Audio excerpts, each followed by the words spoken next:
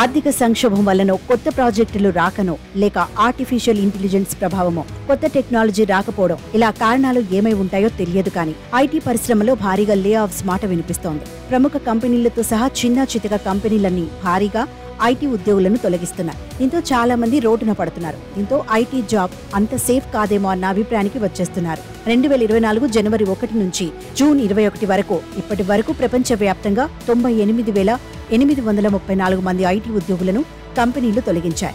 ఈ లెక్కలు కేవలం ఐటీ రంగంలో మాత్రమే. ఇంకా మిగతా రంగాలను కలిపితే ఈ లెక్క ఎంత ఉంటుందో ఊహిస్తేనే భయమేస్తుంది.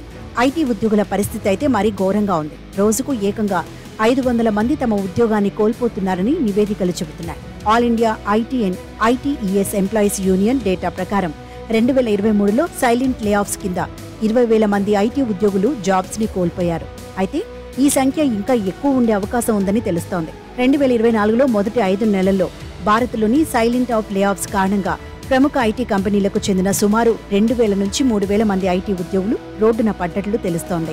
నేరుగా ఆ ఉద్యోగిని తీసేయకుండా 30 రోజులు గడువు ఇచ్చి వేరే ఉద్యోగం చూసుకోమని కంపెనీలు చెప్తాయి. దీన్నే సైలెంట్ లే ఆఫ్స్ అంటారు.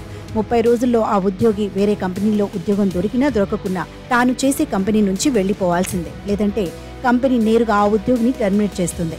రిలీవింగ్ లెటర్లో టెర్మినేటెడ్ అని పెడితే వేరే కంపెనీలో ఉద్యోగం దొరకడం కష్టం. దీంతో బయట కంపెనీలకు వెళ్లలేక, చేసే కంపెనీలో కొనసాగలేక రోజు ఐటీ ఉద్యోగులు నరకం చూస్తున్నారు. కత్తి మీద సాములా ఉంది వీరి పరిస్థితి.